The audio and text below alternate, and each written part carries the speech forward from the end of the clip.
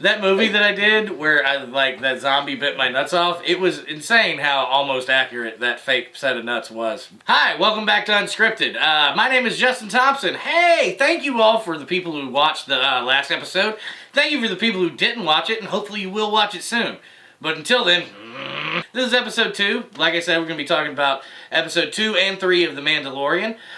So when we last left The Mandalorian, he had just discovered Baby Yoda. There he is. See him. Of course you do. He's awesome. So, we're going to do episode 2 and 3 all at Yeah, we're going to do episode 2 and 3 all at one time. And when we last left The Mandalorian, okay, we had figured out that The Mandalorian had found a Baby Yoda. And Baby Yoda is now there, and he's with The Mandalorian, and he's got him, right? And he's trying to fix some of his armor, right? Trying to fix some of the stuff that got damaged in the last battle, because I don't know if you remember, it got kind of fucked up a couple of times. Baby Yoda is now at that age where he's figured out how to get out of the crib, and it's just annoying. And but, like, cute annoying, like, you're like, oh, god damn it, you little bastard. But, aw, look at you. And he keeps trying to come up to him and, like, touch him and, The episode seems like it's, like, goes a little slow. Some people said they didn't like this episode. I liked it because I got what they were trying to do with it. This is, like, the kind of, like, the family bonding episode. Like, he's kind of bonding with the baby. Like, you know, it's like, I don't it's like when you get a puppy for the first time and you're like, no, I'm not loving that thing. No. And then by, like, the 4th day, you're, like, sleeping with it and you've got, like, pictures of it up with you on Instagram. Y'all each have an Instagram just for the puppy pictures. Like, that's the editor, by the way. He has an Instagram just for his dog. He's got Baby Yoda, and they're going through this little canyon, right? And it's kind of like that scene in a Western where two people are like at a gorge and they're walking through it, and then all of a sudden horses come up here and horses come up there, and they rush down to try to get them. This is kind of like their version of that, all right? This race of people shows up. Let me be honest, I cannot remember the name of their race, okay? I think it's Therion or Theroin or something like that. I'm sure there's going to be an explanation behind me that's way not what I just said, and that's fine. All you got to know, Bosk was one of these dudes. Bosk was one of the dudes. That's all you need to know. That race. So, a bunch of them show up and he's just taking them out, and then one of them is starting to go for the baby, and he pushes the baby out of the way, and then he's fighting them off, and then all of a sudden, he finally takes out that rifle, right? And he aims it right at this dude, and boom! That's when we discover the Mandalorian has a disintegration gun, son! This is a weapon that we've never seen in the Star Wars universe, or at least I haven't, in any way, shape, form, or fashion. And it's amazing. It's literally like the disintegration gun that Marvin the Martian used on Looney Tunes came to life. And I love it. Alright? Anytime he shot Daffy Duck and he just became Ash, that's the same shit that just happened. It's like a Thanos snap gun. It's exactly what it is. I know that's your joke, goddammit, but... Alright? Copyrighted the editor. Look, I gave you credit. You know the editor has credit for that joke. Moving on. So Bosk's race shows up and he takes every single one of them out, okay? And so him and the baby are continuing to go on their way, and they finally get to a ship, and they find out that the Jawas are stripping the ship. Oh my god, look, the Jawas are back. This is all, look, I understand that part of the show is touching a lot of nostalgia boners, is what people have been calling it on the internet, and I don't care. Why should I? What is wrong with nostalgia a little bit? Is there anything wrong with wanting to see something that we sort of liked brought back into a new light? Not really. Lots of movies do that. There's been like 4 King Kong movies. Okay? Every one of the King Kong movies has been at least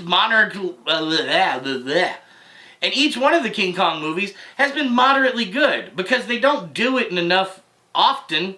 Enough often? What the fuck was that? Like, that's what you call a blooper. Enough often? This is why this shit's unscripted, okay? Because sometimes I don't know what's going through my fucking head. Ooh, okay. Oh. Alright, look. Me and Cody are some Japanese monster movie fans, big time. I don't know if you noticed, we tend to float like way differently as far as movies go and a lot of people. And he just showed me the Gamera trilogy on Blu-ray, Guardian of the Universe, Attack of the Legion, and Revenge of Iris. And this is what a nostalgia boner is, okay? And it's fine. Alright? Look, you can love shitty movies. But, I mean, it doesn't mean that you're shitty. Like, everybody likes a shitty movie every once in a while. Come on, I guarantee you, there's like at least 2 people on here who know that there's a romantic comedy that they like that's a giant piece of shit. Right? I do. I know I like one that's like a giant piece of shit. Liar Liar's a giant piece of shit as far as a romantic comedy, but it is. It's so funny. Who cares? You're good. You just said a nostalgia one. I was like, I hope they make this just like King Kong. I do hope they make this, just like King Kong. I would love to see a remake of Gamera. Drop kicks and power bombs and pile drivers. We went way off topic. Yes, we did. Where were we at? We're on the Mandalorian. They just saw the Jawas. The Jawas showed up, and they're stripping the Mandalorian ship. That's where we were at. And the Mandalorian pulls out that gun again and shoots one of the Jawas. And I'm not going to lie. Deep inside, it felt good to see one of those little bastards finally get something happen to him. Because they've been stealing shit from people in deserts for like thousands of years. And nothing really ever happens to them. They always seem to just get away with it. And then they sell the shit to somebody else. And then you're just screwed. They're like space hobos. They are space hobos. That's very good. And when they hop on that thing, it's like they're hopping on the old L train. That's another thing. The spacewalker scene was very much like an Old West like train scene. That's what it was kind of like. He was trying to get up on it. People were trying to stop him. The Jawas were throwing stuff at him. And then little baby Yoda is just floating along in his little space crib being like, hey, look at me. I'm all adorable. Hi. Mandalorian finally gets all the way up top and he ends up getting shot, right? He gets shot by all these Jawas that show up right there and just and he gets electrocuted and he just falls straight back into the sand. And you know what? I don't know why, but I really felt that moment. I really felt that, like, because it felt like that, oh yeah, why the fuck wouldn't the day end this way moment? Of course it would. Yes, that's exactly the way it happens. Of course. I have a flat on the interstate, and it's raining. Oh, goody. That's what it felt like. I took it as like, I'm working really hard to get to the top of my life, and I'm brought down by children. And he was like, hey man, he got all my ship. It's gone. It's destroyed. He's like, it's just stripped. Shut the fuck up, kid. And then the baby Yoda, he gets down and he's doing cute little baby Yoda things. He's like chasing a frog, a little space frog, a desert space frog. There is a whole lot of like amphibious type of stuff around this desert thing. Cody's like way right on that last science issue he brought up in the last episode about the blurgs. There's so much just like amphibious life here that makes no sense. Nobody's pointed it out yet, but there's lots of that. I really think that your theory of this being a former like dry, like completely big planet of just like water and now it's just dust, true as shit. Gotta be, man. Because Yoda ate that little space frog. Oh, and he ate it so adorably, right? The Mandalorian's like, you get that out of your mouth. He's like, bloop. So now this is the scene where he has to get the Nick Nolte monkey to go like barter a deal with the Jawas. The Jawas have turned into like basically this representation of Native Americans in the Old West story right now. And he's the one dude who can talk to them. Basically. He's Jimmy Two Squalls from like Hell on Wheels. Nick Nolte monkey goes over there with Mandalorian and little baby Space Yoda. And little baby Space Yoda is just hanging on to the little trailer, being all cute. Just, hi, that's Space Yoda.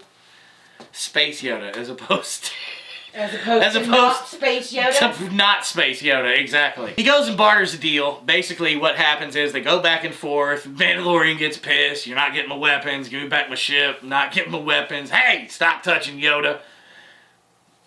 Give me back my shit. And he's like, well, we'll trade it for an egg, the Jawas say. And they're like, what egg? And they're like, And then they just know, apparently, where to go. So they go to this cave, which honestly I thought it was an old Sarlacc pit that was just dead in the middle of the desert because that's where they live, right? So why wouldn't it be? And so I thought, and like he was stepping in, and it was like kind of like in that scene in Empire Strikes Back where they're stepping on all that shit after they're on the asteroid. You know what I mean? It felt like that. And then all of a sudden, out of nowhere, the flashes back to Baby Yoda just looking all cute and looking at the cave, and blasts start happening, and the Mandalorian gets chucked the hell out of this cave. and it's a mudhorn. These big bastards, right? These are mudhorns. They're insane. They're like big woolly rhinos, basically. Like a woolly mammoth and a rhino had a weird space baby. And the mudhorn proceeds to fuck him up 9 ways to Sunday. It made me really realize, once all your weapons and all your traps and gizmos go away, man versus nature is kind of fucked most of the time. Like, if we didn't have any of that shit, we'd be dead. Like, immediately. Because there's nothing that we can use to protect ourselves, really. Like, what? We don't have claws. We don't got nothing. We just flesh sacks waiting to die. He gets completely screwed up by the mudhorn, right? And he gets down to just his knife, right? And he's about to go head to head with this mudhorn.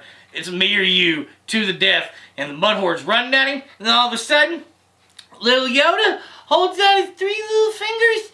And he's doing some Force stuff. And he picks up the mudhorn. And the Mandalorian doesn't have any idea what's going on. And neither does that mudhorn. But all of a sudden, that's all little Space Yoda can take. And then he falls asleep. He's just out. And the mudhorn falls. And the Mandalorian stabs it in the brain and rips it. And kills the mudhorn. And this little Yoda's, he's out. He's out, man. He's way gone. He's way gone. So he goes back in there and he picks up a big woolly egg and he gives it to the Jawas and they give him back all of his stuff. And the Jawas just wanted an egg to eat. That's what's weird about this to me. It's like, they just wanted fucking breakfast, man.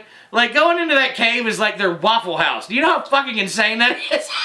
It's like, yeah, I'd like scattered, smothered, and covered. It's like, well, that's already happened to Dale. That mudhorn fucked him up. So they get the shit back, right? And they go and they put it all back together. And then he's like, hey man, do you want some of the reward? And Nick Nolte Monkey's like, no, I want you to leave. Thank you, I have spoken. And so Mandalorian takes off, and then we cut to episode 3, and now they're in the ship. And little Yoda's getting out of his little space crib. And he's coming up and he's like trying to grab a little ball. A little ball that's on top of this shifter. Yeah, this gear shift.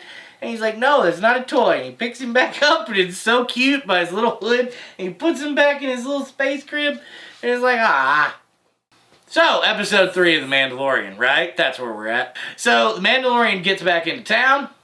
He has this little communique with Carl Weathers, like, take that thing to the place that you got it, blah, blah, blah. And, which is that, just about in a gist, right? Everybody got what I said. Mandalorian takes him back, and whenever they get there, they open the door, one of the stormtroopers grabs the thing, and he kind of jerks on his little space crib. Mandalorian don't like that shit. He's like, hey, be careful. And he's like, you be careful. Like some, 5th grade fucking child. Of course they are. They shoot as well as 5th graders. Stormtroopers are fucking 5th graders. That's the only thing that makes logical sense, right? They shoot like dog shit and have comebacks of such. So, there you go. They're like the hall monitors of the universe. I had an insult that ended with of such. He brings him in. There's the dude from Lethal Weapon 2, the bad guy, right? And yeah, that is the bad guy from Lethal Weapon 2. Except he's not speaking with that South African accent. And he pulls out the container of Beskar, and it's like a whole shitload pile of metal, right? And he gives it to him, and then he goes, what are you going to do with the kid? Mandalorian does.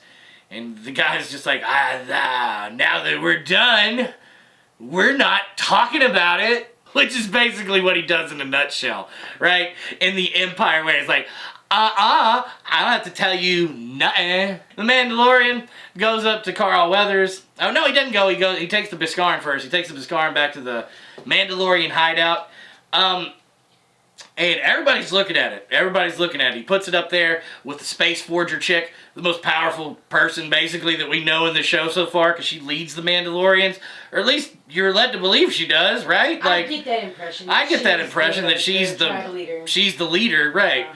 So the Mandalorian decides he wants to replate his armor and get it all Beskar, which is fucking sweet when it's done, by the way. It looks amazing. Put that shit up there. Yeah. And save some for the foundling. And save some for the children. This is where I kind of realized, is like, Mandalorian's got a real soft spot for kids. This is where I first, like, really got it. Like, he was kind of protecting Yoda at first, but he was like Baby Yoda at first, but then he was like, I don't know. Plus, I saw that thing at the beginning of the episode. Maybe you can put that up behind me. That little first part with all the flashes of their faces and shit. Can you do that? Mm-hmm. That little thing, okay, at the very end of all this, it's going light, dark, light, dark, light, dark. And at the end, it's the Mandalorian's face, and it's dark. Some people can say it's Boba Fett, but I think it's the Mandalorian's face. I don't know. They decide that decides he's going to get the armor, and whistling birds is what she gives him, which are also a weapon that you'll learn about in just a little bit. And then he gets into it with another Mandalorian. He's like, you calling him a coward. This Beskar was imprinted during the Great Purge, whenever basically the Mandalorian genocide happened and the Empire was responsible for it. Kind of like the Order 66 was not like the only genocide that happened. Alright, they did this all over the galaxy. That's why they're basically giant fucking space Nazis, if nobody's figured that out, which I don't know how you haven't yet. But if you haven't, spoilers? Like, I don't know what you thought Palpatine was. He's like, no, he's just like a really mean old grandpa with lightning hands. So then he goes to Carl Weathers, right? And that Mandalorian first they got into a little scuffle and he called him a coward and he said, how dare you basically talk to the Empire and this and that. And this lady, the Forger lady, that's what I'm going to call her because I don't know her actual name. The Forger. Is that fine? Her name's the Forger. So the Forger's like, hey, blah, blah, blah, blah, blah.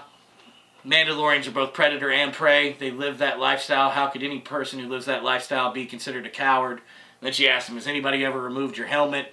And he's like, hell no. And he's like, you ever removed your helmet in front of anybody? And he's like, hell no. And he's like, cool, then we're cool. I got a theory though. I'm pretty sure he's going to take his helmet off in front of Baby Yoda before the end of the year. From there, he gets his new armor forged, and you can see him kind of having some flashbacks of because apparently what I'm gathering is that, at least what I think, is that his family died all in the Purge. That's what I think happened, and then he was raised as a foundling himself, and through the Mandalorian system, and now this is where he is. So he goes back to Carl Weathers into the bar, and every bounty hunter in existence is looking at him. There's a Darth Maul dude looking at him, and there's a one of those Greedo dudes looking at him, and everybody's looking at him, and Carl Weathers is sitting there, and he's like, you did it, son! I can't believe it! Ha ha! Hey, Mando! And he's like, how many people did you give that tracking thing to? And he's like, everybody in here! You all the only son of a bitch that can get it! Thank you, Mando! I'm rich too, bitch! Woo! So he decides, he's like, hey man, I don't want any time off, give him my next thing. And he gets a puck, new bounty hunting puck, and it's a Mon Calamari. Which was kind of awesome for a second, because I thought we were going to go to there.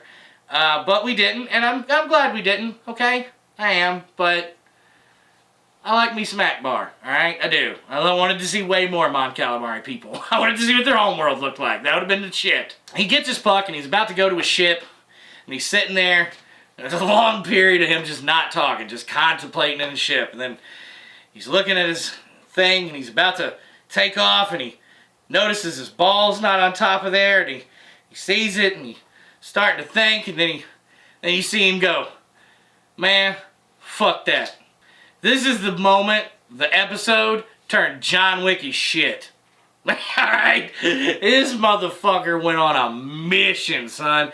This was the, they killed my dog moment of the episode. Where he just was like, fuck it, I'm getting a bunch of weapons, and I'm killing all of you son of a bitches, and that's exactly what he did. He went straight to that door, he knocked on it, that little thing popped out, he ripped its head off, and he walked away. Two dudes came out, and he's like, fuck that, I'm gonna go completely around the other side of the building. And I'm gonna work my way there now. So he blew a hole in the wall, and he hid, and he killed these two fucking guys with unbelievable ease. And then he killed another dude, out of nowhere. And John Wick shot him, threw him away, had him knocked out. He was on the ground, walking away, boom, blew him away, and he keeps on walking. Next dude, use that whip, wow, get over here! And just whoop, and stabs him right in the back, all silent. Another dude comes out, fucking fire blasting shit. It was awesome. It was so awesome. But then he got caught. He got caught by these dudes, and he's like, hey man, basically he's like, let me put down the kid. It's worth a lot of money to you. Trust me, it is. Puts down the gun, puts down the kid, activates those whistling birds, and they shoot off and kill every single dude in the room. I think it was 4 dudes, right? Mm-hmm. Boom, boom, boom, boom. 1 shot each, dead, rocket through the neck. Holy fucking shit, are those things awesome. Now he's got disintegration guns and neck-piercing rockets. I love this man. He gets out of the situation, and as soon as he gets out of the situation, all those tracking meters that they had given to every single bounty hunter and the whole thing starts activating again. Because the baby's on the move. So, basically, they corner him in town. All the bounty hunters and Carl Weathers. And it pretty much feels like this is not going to end well at all for anybody. I'm really feared for Baby Yoda right now. Carl and him go back and forth, and basically he's like, put the kid on the cart and everything will be fine. And he's like, okay. And he's like, oh yeah, I'm the Mandalorian and I'm John Wick and stuff. Fuck this. Boom, boom, boom. He kills like 3 dudes. Immediately jumps on the back of that truck. And this is like now Butch Cassidy and Sundance Kid. That's where it changed. This is where the Western motif, because it's now like every gunman in town shooting at this one area. These 2 people. But Cassidy's out of it. Or Sundance. Whichever one you want to be out of it. I don't know which one was your favorite. Sundance. He couldn't even dance on the sun. Hey-oh. That was awful. That was terrible. So everybody's in town shooting at him, okay? And then he finally gets the droid to start moving the thing. He's moving, and then they take out the droid, and the trailer stops moving. And he stops shooting at people. People stop shooting at him. They all start gathering around him real slow. And all of a sudden, that disintegration gun come out of nowhere, and boom! 1 dude blows up. Boom! 2 dudes blows up. Boom! 3 dudes blows up. And then everybody scatters. Oh, shit! Everybody had nuts before people started turning to dust, didn't they? That's a big difference. I just make motherfuckers zap gone. And apparently, this is where we find out nobody's ever seen this weapon before either. Not just us. That Carl Weathers is like, hey, that's a nice weapon you got in the middle of this fucking dire situation. I just want you to know that your weapon is awesome, sir. I'm still going to try to kill you, but good on you for that weaponry. I'd like to know who made that for you. I'd like to order a couple of more. It's very weird. The dude stopped and has like a Tim the Toolman Taylor moment. It's like, hey man, I know we're in a rivalry right now, but that's a really nice engine on that truck. And the dude's trying to sneak around behind him. And he's trying to, and then they all start trying to crowd around in on him, start shooting more and more and more. And you think this is where it's at. Because there's just stuff flying all over, and the Mandalorian's looking at little Baby Yoda's face. And Baby Yoda pops his big old eyes open. And he's like, oh shit, this is it. This is where we go out, Butch dance. Bush dance?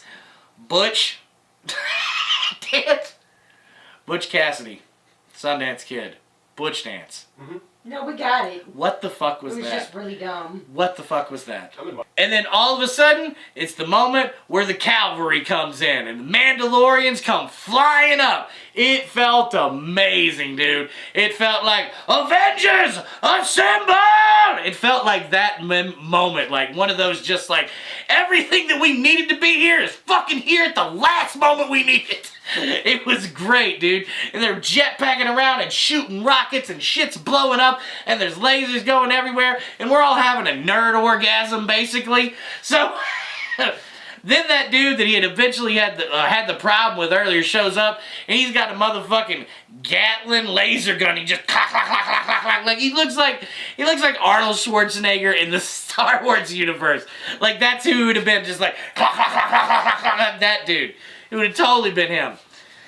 And then they get off and go to the ship. And Carl Weathers is there. And he's like, I'm sorry it had to be this way. Blah, blah, blah. Mandalorian shoots him after doing some really cool shit with a whip and some steam. That's going in for sure. Steam. Carl Weathers flies off of the ship, and the Mandalorian gets in, and he's flying off, and as he's flying out of the atmosphere, that same dude comes up, Arnold Schwarzenegger chain gun guy, and like salutes him. He's like, "This is the way." He's like, "This is the way." Because the Mandalorian's got a soft spot for kids. This is where we found out every single one of them do, apparently. And if one makes a decision, they fucking all make a decision. And that's kind of dope. Just like, alright, here's where we're at. This is what we gotta do. Fuck it, we're doing it. And he flies off with the kid. And a little baby Yoda sitting in his lap. Just so cute. And he just takes off the little ball from the gear shift and he gives it to him. And baby Yoda gets down out of his lap. That's the end of the episode. They shoot off into hyperspace. Absolutely love this show. It's my favorite show that's ever existed. I swear. There's nothing that's been better for me.